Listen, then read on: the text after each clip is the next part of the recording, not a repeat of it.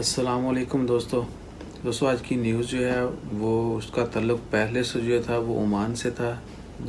Oman और Yemen, specially दोफार जो reason है, क्योंकि जब पहले एक हफ़्ता पहले ओमान में एक साइक्लोन डेवलप हुआ था सलाला कोस्ट पर दोफार रीजन में, और वो हिट नहीं हुआ, यानी उससे नुकसान नहीं हुआ, लेकिन उससे बहुत ज़्यादा बारिशें हुई जिसकी वजह से नदी नाले भर गए, वादियाँ आने से जो है काफ़ी नुकसानात हुए और बहुत सारी इमारतों जो हैं वो, बहुत सारी सड़कें जो हैं वो उखड़ गई और कुछ लोग जो हैं वो वफ़ात भी पा गए और बहुत सारे लोग जो हैं इंजर्ड भी हुए।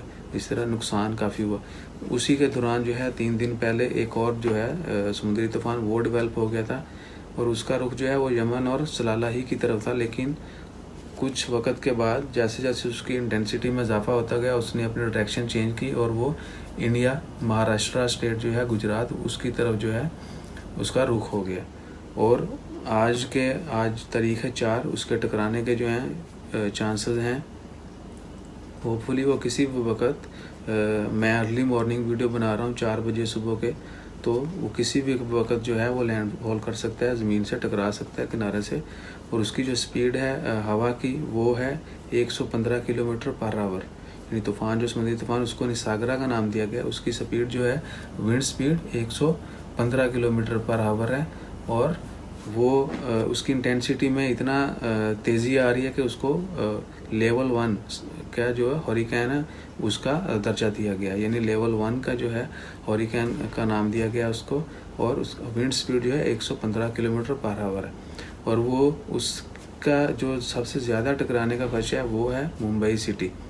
इंडिया की से जो बहुत बड़ी सिटी है मुंबई सिटी, कल 3 तारीख थी मार्च की, बुध का दिन था। कल से जो है इंडियन गवर्नमेंट ने मुंबई सिटी को टोटली जो शट डाउन कर दिया गया था अगले 24 घंटे के लिए। और जो पोर्ट है इंडिया की सबसे बड़ी कंटेनर पोर्ट जो है जवाहरलाल नेहरू पोर्ट जो है वो भी क्लोज कर दी गई है। समंदर पे जो बंदरगाह है वहाँ पर इंडिया के सबसे ज़्यादा कंटेनर्स वहाँ पर लोड ऑफलोड होते हैं, तो वो पोर्ट भी जो है उसका ऑपरेशन बंद कर दिया गया है।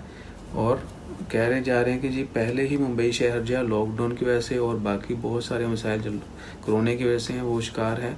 55,000 जो हैं वो सिर्फ मुंबई सिटी से जो है कोरोना के केसेस आए हैं और बहुत सारी डेथ भी हुई है वहाँ पे। आइसोलेशन, लॉकडाउन, ये वो सब चल रहा है, ऊपर से एक समुद्री तूफ़ान का खदशा है। सो मेरी रिक्वेस्ट है आप सब लोगों से भी, हम भी दुआ करते हैं, आप सब लोग भी दुआ करें कि आफत जो है वो किसी पर भी ना आए। अल्लाह ताला हम सबको हिफाजत में रखे और किसी किस्म की आफत और परेशानी में ना डाले।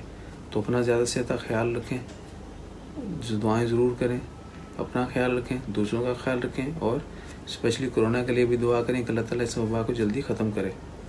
तो मुझे दें इजाज़त, इंशाल्लाह मिलते हैं अगली वीडियो में अगली खबर के साथ।